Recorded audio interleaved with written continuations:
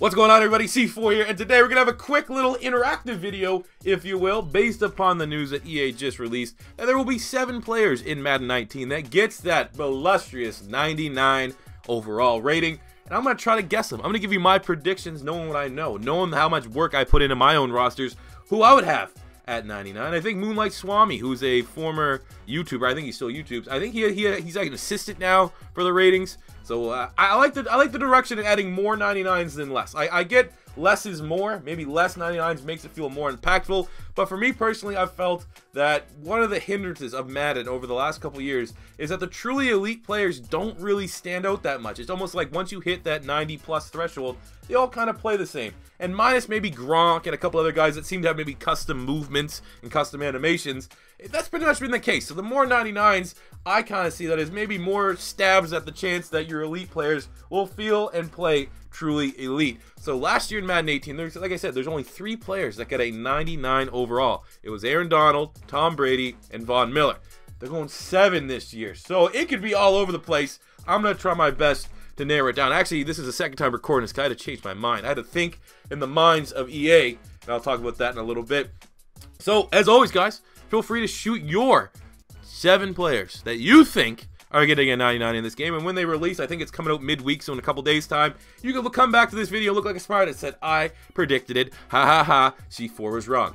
So, jumping into number 1, we're going to start with the MVP, Tom Brady. Tom Brady is easily getting a 99 overall. Warranted, yeah. I mean, I live in Patriot. Most of you guys do know I live in like a Patriot county. Everyone around me that watches football, that's, you know, I don't really socialize with. Go to a bar. It's all Patriot fans. Even them would admit that Brady won the MVP by default. It wasn't his best season. He won it because Carson Wentz got hurt. Still, he didn't get hurt. That's not his fault. That's kind of not in his control.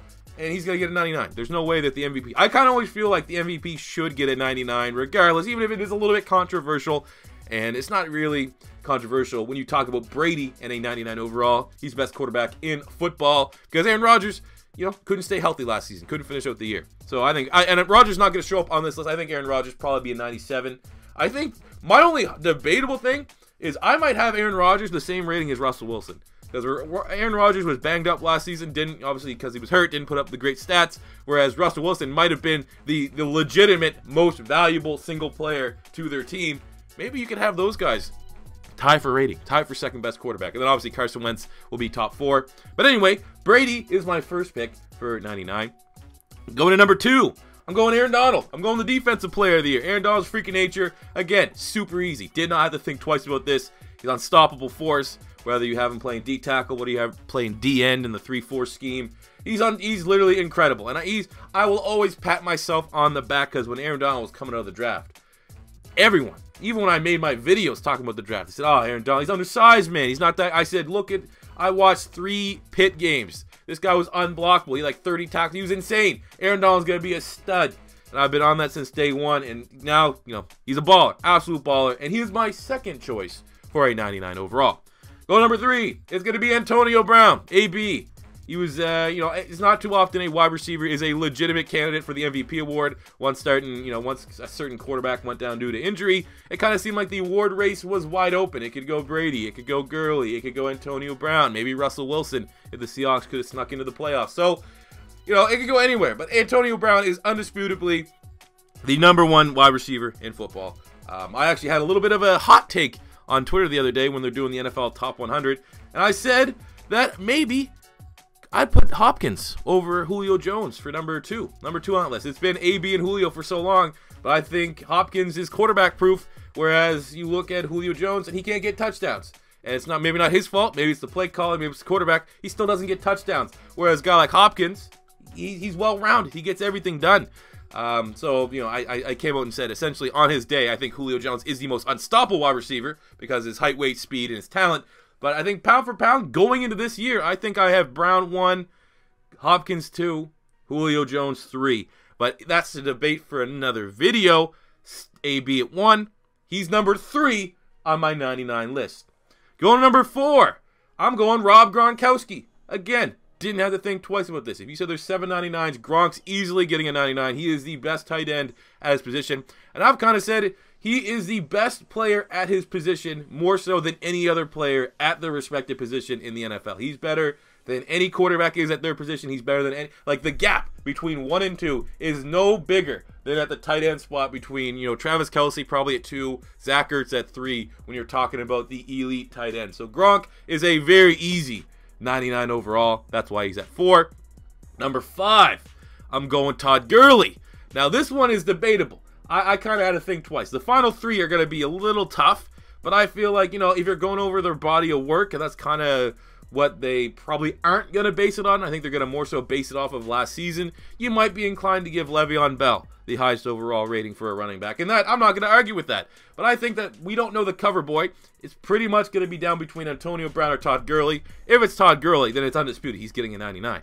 But I think based off of last year, 2,000 total yards from scrimmage, 20-plus touchdowns, I mean, he got to get it, man. He's the offensive player of the year. He's unstoppable.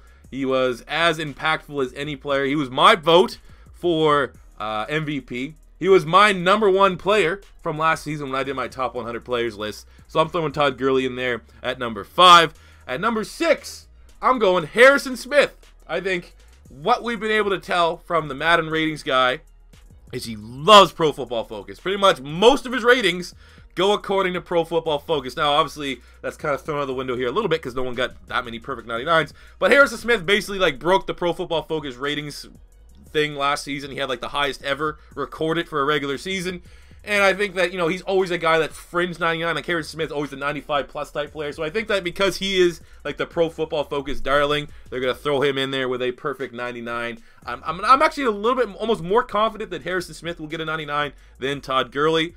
So I'm penciling Harrison Smith there at number 6. And last but not least, I disagree with this. I had 4 or 5 different players. I originally had Luke Kuechly in there to get a 99. I thought, well, Bobby Wagner was pretty good last season.